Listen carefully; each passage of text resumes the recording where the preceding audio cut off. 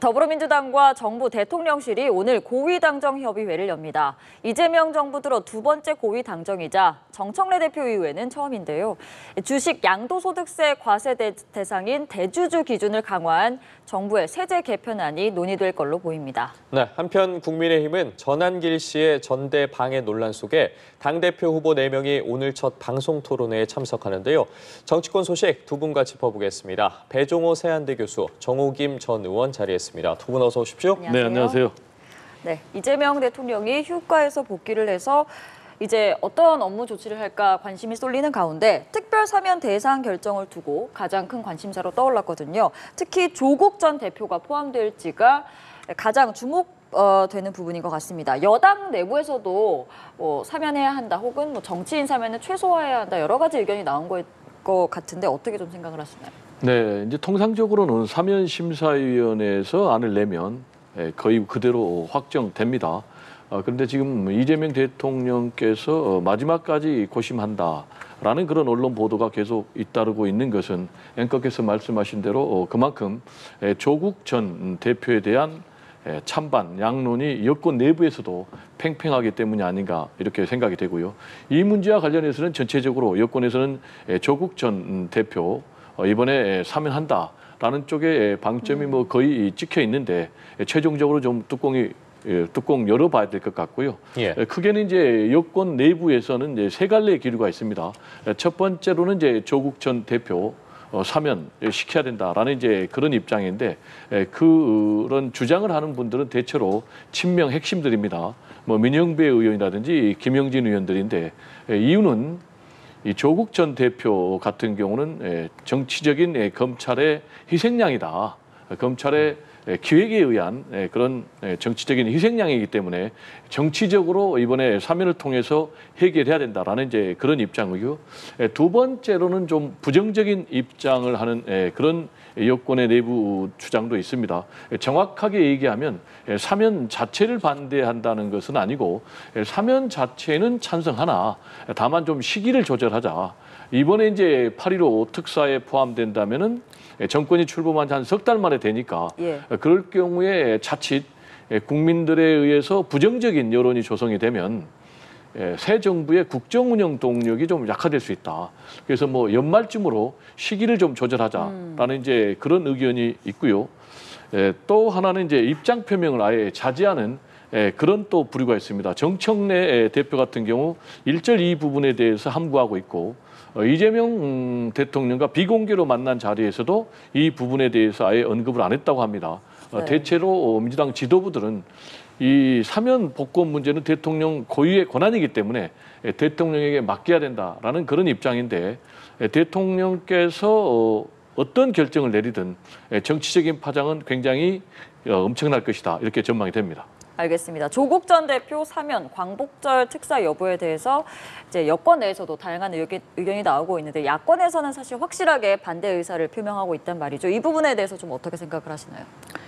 야권에서 확실하게 반대 의사를 펴기 전에 그 국민의힘 비대위원장의 그 전화가 메시지가 언론에 의해서 공개됨으로써 거기 보면은 횡령이라든지 뇌물수수와 관련해서 죄질이 상당히 안 좋은 그러한 정치인들을 소위 그 대통령실 비서실장에게 명단을 보내는 장면이 드러남으로써 반대를 하기는 했지만은 오히려 대통령이 조국 전 대표를 사면한다 해도 그것에 빌미를 준 게 아닌가라는 비판에서 자유롭지 못할 것 같고요.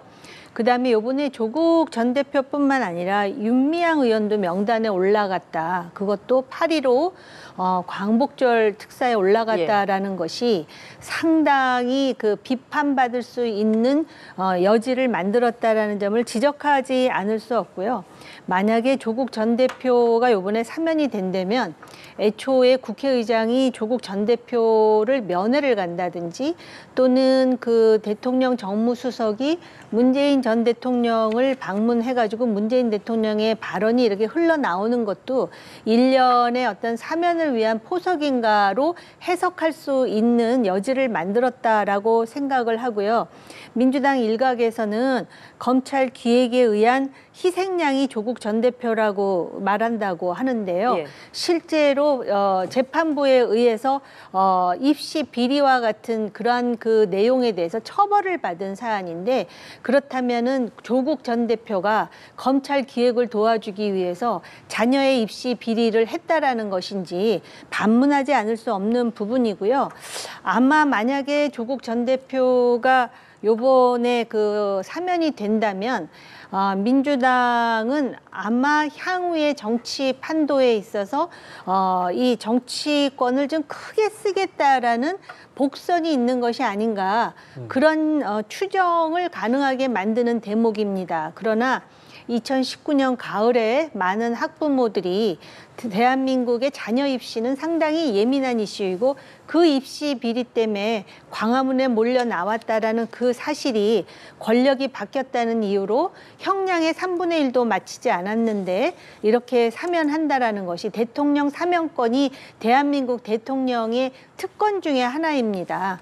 그런데 이렇게 활용되는 것이 맞는가에 대해서 씁쓸해하는 의견도 상당하다라는 점을 꼭 말씀드리고 싶습니다. 예, 두 분이 어쨌든 이번 사면과 관련해서 전반적인 뭐 명단도 그렇고요, 의견을 내주셨는데, 일단 다음 주에 국무회의에서 이재명 대통령이 최종 결정할 것으로 보이니까 그때 확인은 해야겠지만, 만약에 이제 조국 전 대표가 사면이 된다고 했을 때, 그렇다면 조국 전 대표가 나왔을 때 범진보 진영에서 어떠한 기류 변화를 이끌어낼 수 있을까에도 굉장히 관심이 쏠리고 있는데, 짚어주신 부분이 세 가지였잖아요. 민주당 내부에서도 지금 사면 자체, 또 시기, 또 목소리를 자제하는 로우키, 이렇게 세 가지 기류가 나뉘고 있다고 하셨는데, 만약에 사면이 되면 지금 내년에 지방선거도 있고요, 관련해서 뭐 서울시장, 부산시장 이야기도 나오고 있지 않겠습니까?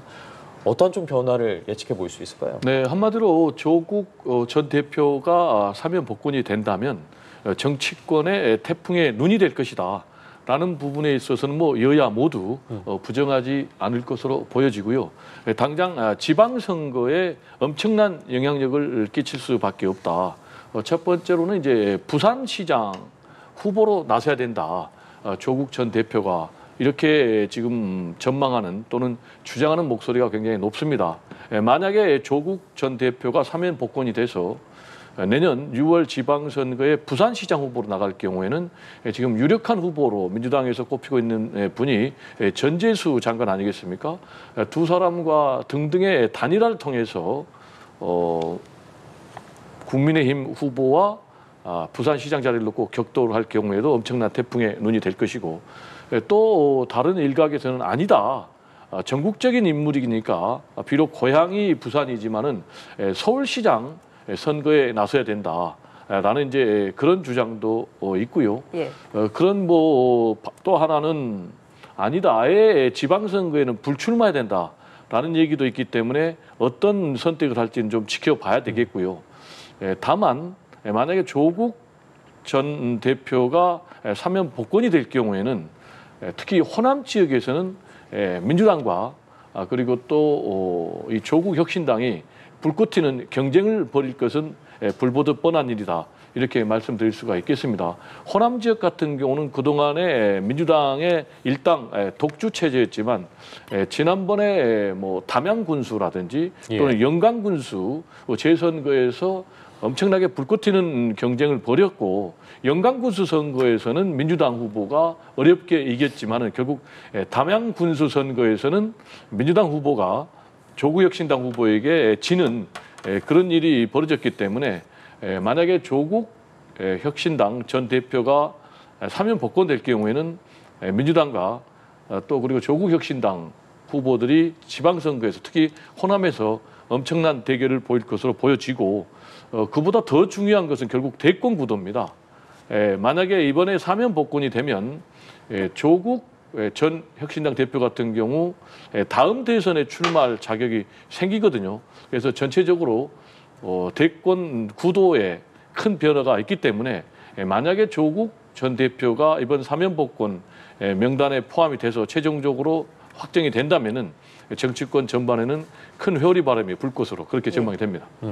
말씀해 주신 것처럼 어쨌든 뭐 조국 혁신당의 황운하 의원 같은 경우에는 조 전 대표가 뭐 서울시장이나 부산시장에 출마할 것이냐는 질문을 듣고 나서 부적절하다고 선을 긋기는 했습니다만 앞으로 뭐 상황은 어떻게 변할지 모르기 때문에 지켜봐야 하는데 짚어주신 것처럼 민주당과의 관계라고 해야 될까요? 조국 혁신당과 민주당과의 관계 앞으로 좀 어떻게 흘러갈 거라고 보세요? 저는 좀 판을 키우려는 생각이 있는가? 왜냐하면은 지금 민주당 내에서도 지금 사면시키는 것보다 하려면 뭐 연말 얘기도 하고 예. 그랬었는데 만약에 사면 복권이 앞당겨 준다면은 제가 모두의 왜 정치판을 크게 쓰려고 하는 건 아닌가 이런 이제 말씀을 드렸잖아요. 예. 그래서 어차피 사면 복권할 거면 빨리 한다. 그리고 과연 그 조국 혁신당을 3당으로 놔둘 것인가 아니면은 중요한 고비마다 연대와 통합을 보다 적극적으로 할 것인가에 대한 나름대로의 지금 그 수기가 이루어지고 있는 게 아닌가 저는 개인적으로 이건 뭐 상상력을 동원하는 수밖에 없는데요. 그런데 지금 뭐 부산시장, 서울시장 얘기가 벌써 나오지 않습니까? 제가 볼 때는 만약에 대권까지도 물론 본인이 사면 복권되면은 그런 수순을 밟을 것 같습니다. 사실은 문재인 정권 때 법무부 장관으로 임명되는 과정에서도 바로 똑같은 내지는 유사한 얘기가 나오지 않았습니까? 그렇기 때문에 이재명 정권은 아마 그냥 3당으로 놔둘 것인지 아니면은 아예 이 상황에서 더 큰 연대, 예를 든다면 뭐 합당까지도 지금 생각하고 있는 것인지 그렇게 해서 서울이든 부산이든 내년 지방선거를 포석으로 해서 출마하게 되면은 호남 지역은 자연스럽게 내지는 자동적으로 다시 한번 그 공천 과정에서 통합이 이루어지지 않겠습니까? 거기까지 만약에 생각하고 있다면 국민의힘은 정말 저렇게 지리멸렬할 상황은 아닌 것 같다라는 우려가 있습니다. 예, 알겠습니다. 또 이재명 대통령이 이제 휴가를 마쳤는데 또 중요한 일정이 다가오고 있습니다. 한미 정상회담인데요. 정상회담을 앞두고 이런 보도가 미국 언론에서 나왔습니다. 한미 무역 협상 과정에서 한국에 미국 정부가 GDP의 3.8% 수준으로 국방 지출을 요구했다. 이런 보도가 나왔습니다. 사실 이게 취임하고 나서 첫 번째 한미 정상회담이기 때문에 무엇보다 좀 성과를 내야 할 텐데 지금 협상이 좀 어려울 것 같은 상황인 거죠? 협상이 뭐 어렵다는 의미는 앞으로 상당히 좀 고비가 남아있다라는 말씀으로 해석이 되고요. 지난번에 한미 상호 관세 협상이 15%로 타결될 때도 이재명 대통령께서도 SN을 통해서 이제 한 고비를 넘겼다 이렇게 표현했기 때문에 이번 이제 한미 정상회담이 가장 큰 고비가 될 것으로 보여지고요. 오는 25일로 예상이 되는데 한미 정상회담에서는 이제 크게 두 가지가 될 것 같아요. 지난번에 이제 한미 상호관세 협상에 마무리되지 못한 뭐 농산물 문제라든지 그리고 또 반도체 문제가 최종 정리가 돼야 될 것 같고요. 그리고 이제 또 하나는 안보 문제입니다. 그래서 한미 동맹의 현대화라는 이름으로 방위비 인상 문제 그리고 또 방위비 분담금 한미 주한미군 방위비 분담금 또 문제, 그리고 주한미군의 규모 문제, 또 역할 재조정 문제 이런 것들이 이제 전반적으로 다뤄질 것 같은데 일단 국방비 관련해서는 앵커께서 말씀하신 부분이 워싱턴 포스트의 기사인데요. 2.6%입니다 현재. 이걸 이제 3.8%로 증액해야 된다라는 부분인데 이거는 이제 확인해 봐야 될 것 같고요. 이 방위비 분담금 관련해서는 현재 한 우리가 1조 4천억 정도, 10억 달러 정도 되는데 이 규모를 지금 트럼프 대통령이 100억 달러로 10배로 올려야 된다라는 이제 그런 주장을 하고 있는데 이건 뭐 현실성이 없는 얘기고요. 지금 현재 우리가 방위비 부담하고 있는 이 1조 4천억을 내년에는 이제 8% 인상을 하도록 돼 있습니다.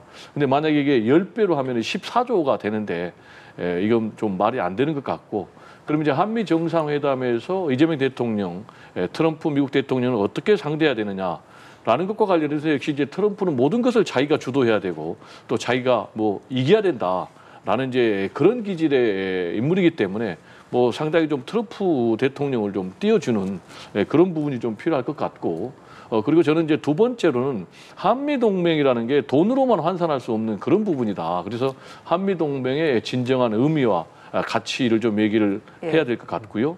그리고 상식을 좀 저는 얘기를 해야 될 것 같아요. 우리 이제 대한민국의 예산이 뭐 650조인데 지금 우리가 부담하고 있는 뭐 방위비 분담금 문제라든지 국방비 문제 이런 부분이 우리 경제 규모에 비하면 엄청나게 많은 부분 아니겠습니까? 이런 부분에 대해서 이재명 대통령께서 상식적으로 논리적으로 설득을 하면 충분히 좋은 결과가 나오지 않을까 이렇게 예상을 해봅니다. 그러니까 한미동맹의 가치를 좀 부각해서 어떤 협상 전략으로 삼아야 한다라고 말씀을 하신 것 같은데 지금 트럼프 행정부는 뭐 한국이 어쨌든 방위비, 자국 방위비도 좀 부담을 해야 한다. 국방 지출을 좀 올려야 한다라는 기조는 계속 보이고 있는 것으로 보입니다. 이런 상황에서 이재명 정부가 좀 어떤 점을 중점에 두고 대응을 해야 한다고 보시나요? 오바마 행정부 때만 하더라도 미국이 한미 동맹을 가치 동맹으로서 상당히 중시하는 그런 외교적인 모습을 보였는데 트럼프 대통령은 1기 때를 보면 2기의 이 행태를 얼마든지 가늠할 수가 있습니다. 이 사람에게 있어서 가치는 돈으로만 환산될 수 있는 가치이기 때문에 실제로 어떤 협상을 통해서 우리에게 가장 그래도 합리적인 대안을 도출하느냐가 중요할 것 같고요. 아마 제가 볼 때 이번에 한미 정상회담에서는 국방비 지출이라든지 또는 방위비 분담에 대해서 분명히 미국의 요구가 있을 것 같고요. 트럼프 주변에 포진하고 있는 모든 고위 관리들이 지금은 트럼프와 거의 입장이 같기 때문에 1기 때와 같은 합리적 유연성을 기대하기도 어려운 상황입니다. 그렇기 때문에 이 주한미군의 전략적 유연성이라는 부분에 대해서 우리가 어떤 정도로 타협을 할 것인가. 왜냐하면 중국이라는 변수가 있기 때문에요. 그 타협에 대해서 우리가 그것을 어떻게 방위비 분담금이라든지 아니면은 국방 지출과 연동시켜서 우리에게 좀 더 유리한 대안을 모색할 수 있는가. 특히 그 국방 지출을 지금 2.6%인데 GDP에 이거를 지금 3.8%로 올려달라라는 얘기가 관세 협상에서도 나왔다. 뭐 이런 얘기까지 지금 나오는데 확인해 볼 필요가 있겠지만 그렇다면은 우리는 K방산으로 굉장히 그 유명한 국가입니다.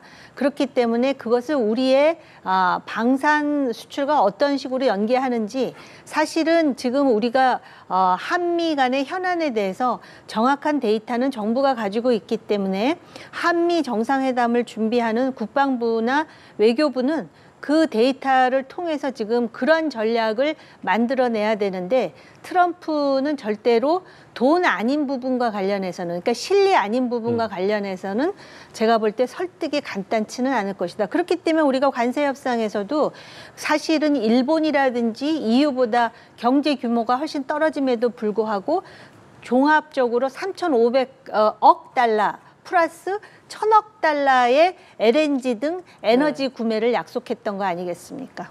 예, 두 분이 어쨌든 지금 계속해서 말씀해 주신 것처럼 그러니까 외교적으로는 한미 정상회담 등의 과제가 있고 이제 국내 내부적으로는 양도세 현안을 좀 살펴봐야 할 것 같습니다. 양도세 현안 같은 경우에 오늘 오후에 이제 민주당의 정청래 대표 체제 이후에 첫 고위당정 협의회가 열리게 되는데 아무래도 이 자리에서 구체적인 좀 방안이 다시 한번 나올 것 같습니다. 기존에 이제 50억에서 10억으로 이제 강화하는 방안을 놓고 굉장히 지금 야당에서도 비판의 입장을 가했었는데 어떻게 정리가 될까? 이 기존대로 가는 겁니까? 아니면 뭐 중간 합의점을 찾는 겁니까? 어떻게 될 거라고 보세요?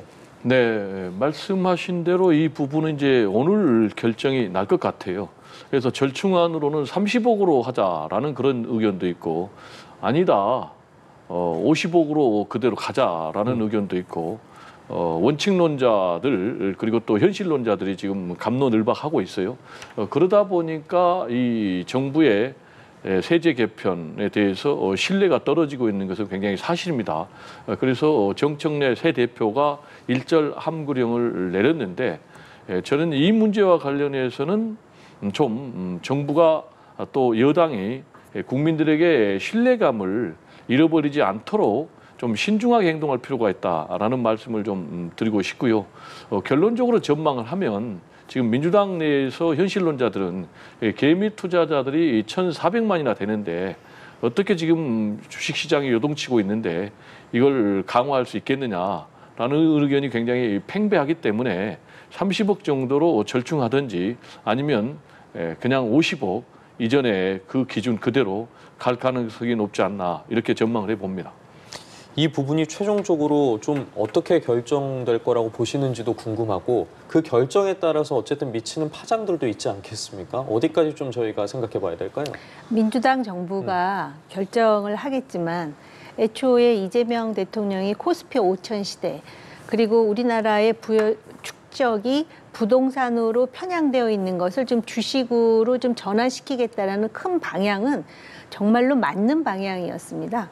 그런데 지금 소위 대주주의 기준을 50억에서 10억으로, 그러니까 주식 소위 양도세 문제와 관련해 가지고 그렇게 이제 갑자기 줄이는 과정에서 1,400만, 1,500만 개미들과 지금 맞짱 뜨는 형국이 되면서 지금 코스피 5천은커녕 지금 오히려 주가가 떨어지고 요동을 치는 것도 중요하지만은 민주당에 대한 거대한 비판이 일어난다라 1,500만이 지금 그 개미들이라고 하는 거는 그들의 가족까지 포함하면 유권자가 얼마가 지금 그것에 대해서 비판적인 입장을 가지고 있느냐를 볼 수 있는 부분 아니겠습니까? 그런데다가 이게 대주주 기준을 단순히 50억으로 하느냐 10억으로 하느냐의 문제가 아니라 이렇게 해가지고 양도세를 연말에 해가지고 한달아 하니까 연말마다 주식을 매도하게 되고 그게 개미 투자자들에게 직격탄을 맞게 한다라는 거 아니겠습니까? 그러다 보니까는 소위 원칙론 현실론에서 중간에 그럼 30억으로 할까? 제가 볼 때 이거 30억으로 하면은요 개미 투자자들의 원성은 절대로 사라지지 않을 것이다. 그러니까 실용주의적 입장을 견제하겠다는 대통령의 표명과 같이 아예 잘못했으면 그냥 50억으로 원상 복귀하지 않는다면 정치적으로 민주당은 30억으로 해서 별로 얻을 것이 없을 것 같습니다. 예, 이번에는 정치권 상황도 짧게 한번 살펴보겠습니다. 이재명 정부 첫 번째 여당 대표 정청래 대표가 지금 취임한 지 일주일이 지났는데 지난 한 주간 좀 어떻게 평가하시는지 들어볼게요. 지난 한 주간은 강대강 행보가 계속되고 있다고 봐야 되겠죠. 정청래 대표의 이 행보는 협치, 통합 이런 모드하고는 상당히 다른 행보임에는 틀림없어요. 본인이 당대표 후보 때도 내세운 게 싸우는 당대표, 특히 이제 그 포인트로는 내란 종식 그리고 검찰 개혁 이런 부분을 내세웠는데 이런 정청래 대표의 행보는 결국 국민의힘에 보여주고 있는 현 상황 때문에 더더욱 강화되고 있는 것이 아닌가 이렇게 생각이 됩니다. 국민의힘 같은 경우 지금 혁신전대가 진행된다고 하지만 사실상 혁신전대라기보다는 극우전대라고 할 정도로 퇴행적인 방향으로 가고 있기 때문에 지금 정청래 대표도 내란 정당하고는 악수를 안 하겠다라면서 사과와 반성을 요구를 하고 있는 그런 상황 아니겠습니까? 그래서 이제 이런 행보는 결국 국민의힘의 행보하고 맞물려 있기 때문에 지금 이제 국민의힘에서 탄핵을 반대하는 이른바 반탄파 그러니까 대표적인 후보가 김문수 그리고 장동영 후보인데 이런 분들 같은 경우는 탄핵을 한 것이 잘못됐다라는 그런 입장 아니겠습니까? 그리고 윤석열 전 대통령의 재입당까지 요구를 하고 있는 그런 상황 아니겠습니까?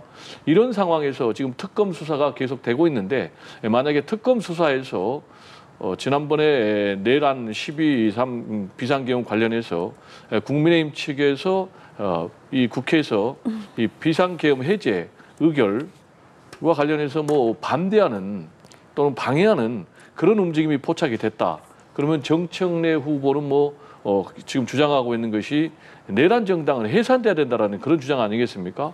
그래서 정청래 후보의 이런 강성 행보는 더 강해질 가능성이 있다라는 말씀을 드리고 그런데 참 재미있는 것은 국민의힘의 지지율이 지금 16%까지 떨어졌거든요. 19%, 17% 계속 하락하고 있고 지금 이재명 대통령의 지지율은 60% 이상에서 주마다 다르지만 1, 2%씩 오르고 있는 그런 상황.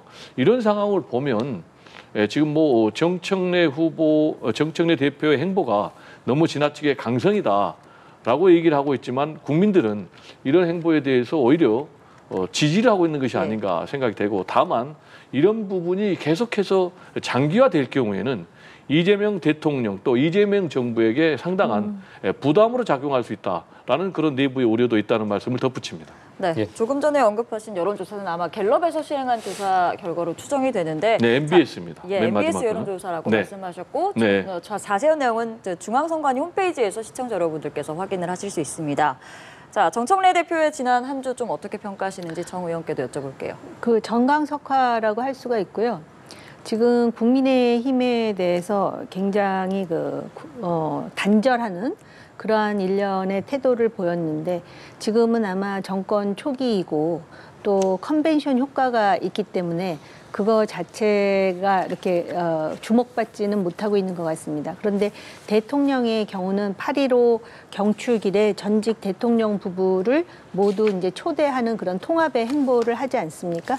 이것이 서로 역할 분담을 했다라는 해석도 가능하겠지만, 지금 지적이 나왔듯이 이런 그 소위 여당 집권 정당의 대표로서 예. 야당에 대해서 군기 잡기 내지는 단절로만 일관한다면 국정 운영, 대통령의 국정 운영을 상당히 부담스럽게 만드는 요소로 작동할 여지가 있다라는 것을 지금 암시하는 측면이 있고요. 특히 이춘석 의원과 관련해 가지고선 소위 그 차명 계좌, 그다음에 내부 정보 활용, 이러한 악재를 정강석화처럼 빠르게 정리했다라고 평가하는 측면도 있지만, 네. 과연 지금 그 이춘석 의원이 법제사법위원장만 맡은 것이 아니라 국정기획위원회의 AI 담당 경제 분과 총괄 간사를 맡았는데, 이것에 대해서 마치 또 이춘석 의원만 꼬리 자르기 하는 것인가, 꼬리 자르기 하는 게 아닌가라는 의구심들이 지금 올라오고 있다면, 이 부분과 관련해서도 적어도 이러한 일이 재발되지 않았다 내지는 이것이 이춘석 의원의 개인 일탈이라는 것을 증명할 수 있는 좀 더 광범위한 조사는 필요하다라고 생각하는데, 그것에 대해서는 오히려 언급이 없다라는 점에 대해서 의구심을 가지는 시각도 있습니다. 예, 어쨌든 이렇게 당권을 잡고 당내 분위기 다잡기에 나서고 있는 정청래 대표의 민주당과 달리 국민의힘에선 이 당권을 잡기 위해서 당대표 후보들이 굉장히 강하게 맞붙고 있습니다. 오늘 이제 후보자 4명이 첫 방송 토론회에 참석을 하게 되는데, 지금 윤석열 전 대통령 탄핵에 대한 입장도 그렇고요, 당 개혁 방안도 그렇고, 특히나 전한길 씨 문제와 관련해서 지금 감정 싸움으로까지 치닫는 것 아니냐라는 이야기들도 나오고 있는데, 상황을 어떻게 바라보시는지도 궁금하고, 이 부분이 좀 어떻게 정리돼야 되는지 궁금한데 좀 먼저 여쭤보겠습니다. 이런 식으로 계속되면은 국민의힘은 활로가 없습니다. 그리고 지금 국민의힘의 중진 정치인들도 전부 입장이 다르기 때문에 참 평론을 하기가 쉽진 않지만, 그냥 저가 그 보수 정당에 한때 소속됐던 사람으로서 말씀을 드리자면은, 실제로 이 대통령의 계엄, 그다음에 이 부정선거와 관련해 가지고 계엄이 옳다 내지는 뭐 계엄이 불가피했다, 따라서 탄핵을 해서는 안 된다라고 말하는 사람들이라든지, 부정선거 음모론, 과거에 김어준 씨가 원래 그 음모론을 제기했던 인물인 것으로 제가 기억하고 있는데, 이것을 아직도 주장하는 사람은 구구라는 소리를 듣는 것이 마땅하다라고 저는 개인적으로 생각합니다. 그럼에도 불구하고 아직까지도 전당대회에서 지금 그 윤 대통령과의 어떤 그 단절을 하지 않고, 내지는 지금 그 보수라기보다는 극우 지지자들의 지지를 견인하기 위해서 하는 일련의 행동들을 뭐 모든 국민의힘 당원들이 그렇게 생각하지는 않겠지만, 저 개인적으로는 상당히 참담한 심정으로 바라보고 있습니다. 예, 지금 말씀해 주신 것처럼 어쨌든 국민의힘 내부에서 이 전한길 씨에 대한 당 윤리위 징계 절차 개시를 두고서도 의견이 갈리고 있습니다. 당대표가 선출된 후에나 좀 이런 부분이 찬탄, 반탄 계속해서 나오고 있는 부분이 정리가 될 거라고 보십니까? 어떻게 좀 해결이 될 거라고 보세요? 정리는 안 되고 더 악화될 것으로 그렇게 보여집니다. 그렇게 제가 전망하는 이유는 두 가지인데, 하나는 지금 국민의힘의 전당대회가 사실상 이 전환길 씨가 좌지우지 쥐락펴락하는 그런 전당대회 아니겠습니까? 그런데 이 전환길 씨는 제 개인적인 평가가 극우라고 얘기하는 것이 아니고, 일반적으로 이 전환길 씨에 대해서는 극우 인사로 평가를 하고 있습니다. 일단 뭐 극우에 대한 우리가 개념 정의를 뭐 여러 가지 하겠지만은, 대표적인 게 대한민국의 헌법 질서를 부정하느냐, 또 사법 체계를 무너뜨리냐라는 부분인데, 지금 전환길 씨 같은 경우는 12.3 비상계엄과 관련해서 이거는 정당하다라고 얘기를 계속해서 하고 있지 않습니까? 그리고 이미 사법부에서도 여러 차례 판단이 내려진 이 선거 부정 음모론과 관련해서도 계속해서 부정선거는 없다라고 지금 대법원에서 판단이 내려졌음에도 부정선거 음모론을 여전히 신봉하고 있지 않습니까? 그러다 보니까 서부지원의 지금 난동, 폭동 사태도 일어난 것 아니겠습니까? 이런 것들이 다 극우적인 행동이죠. 그런데도 이런 전환길 씨가 심지어는 보수의 심장이라고 할 수 있는 이제 TK 지역 합동연설회장에 나와가지고 거의 폭력적인 선동을 한 거 아니겠습니까? 특정 후보, 이 탄핵을 찬성하는 후보를 향해서 뭐 배신자라고 외쳐가지고, 그래가지고 뭐 조경태 후보 같은 경우는 정치 깡패 용팔이 같다라는 얘기까지 하고 있는데, 이런 이제 이 전환길 씨가 쥐락펴락하면서 지금 사실상 면접까지 지금 당한 것 아니겠습니까? 김문수 그리고 장동혁. 그런데 이 두 사람 중에 제가 볼 때는 한 명이 당선 가능성이 굉장히 높다. 김문수 씨가 당대표로 당선될 가능성이 굉장히 높은데, 만약에 결선 투표를 이렇게 탄핵을 반대하는, 그리고 전환길 씨, 이 극우 인사를 옹호하는 두 사람이 올라가면 더 이거는 국민의힘으로서는 답이 없다. 그래서 저는 전당대회가 끝나면 국민의힘은 스스로 침몰하는 과정을 거칠 것이다.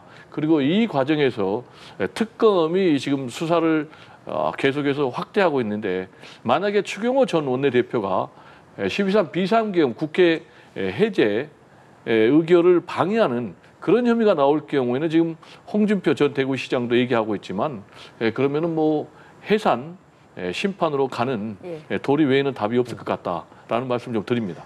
네, 마지막으로 저희가 조금 전에 언급해 주신 MBS 여론조사 결과 관련해서 한 번만 더 질문을 드릴게요. 지난 4일부터 6일 MBS가 조사한 결과에 따르면 정당 지지도는 더불어민주당이 1%포인트 상승해 44%로 나타났고, 국민의힘은 1%포인트 하락해서 16%, 그러니까 말씀하셨던 것처럼 최저치를 기록했거든요. 이런 흐름에 대해서는 좀 어떻게 간단하게 분석을 네, 방금 하시는지. 맥락으로 계속되고요. 근데 이 부분에서 상당히 좀 충격적인 것은, 지금 TK 지역에서도 민주당이 압도적으로 국민의힘을 지지율에서 올라갔거든요.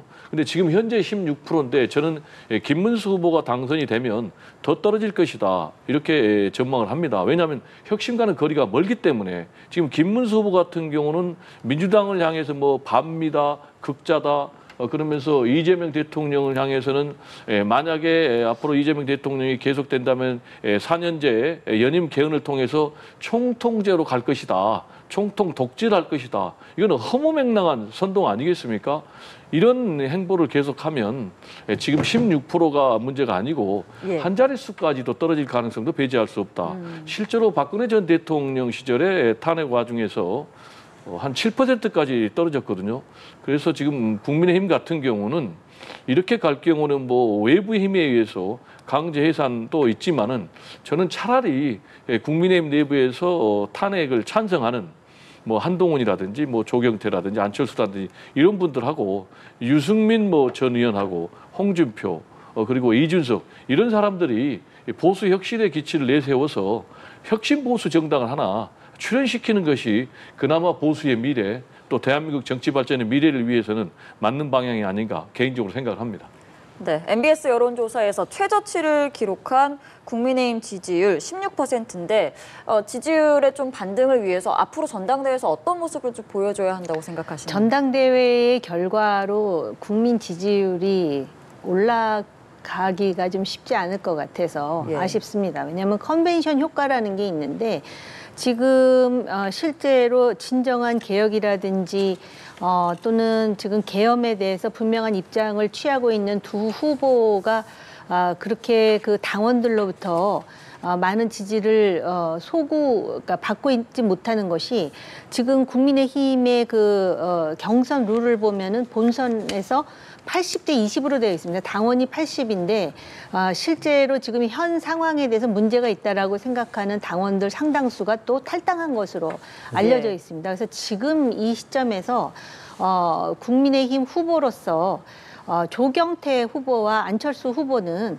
단일화를 해야 된다. 아무리 지금 불리한 상황이라도 적어도 이렇게 국민의힘의 변화와 혁신을 추구하고자 노력하는 정치인들이 지금 당 소속으로 있습니다라는 걸 보여주는 것이 정청래 대표의 무모한 정당 해산 시도를 막을 수 있는 하나의 근거가 될 수도 있다. 그런 차원에서 일단 좀 그 두 후보, 약체 후보로 지금 알려져 있지만 단일화라든지 연대라든지 한 목소리가 필요한 시점입니다. 예, 알겠습니다. 어쨌든 오늘 오후에 국민의힘에서 전당대회 방송 토론회가 있고 또 고위 당정 협의회도 있기 때문에 양당의 지지율이 앞으로 좀 어떻게 변할지에 대해서는 좀 지켜봐야 될 것 같습니다. 오늘 말씀은 여기까지 나누겠습니다. 배종호 세한대 교수, 정호김 전 의원과 함께했습니다. 두 분 고맙습니다. 네, 고맙습니다. 감사합니다.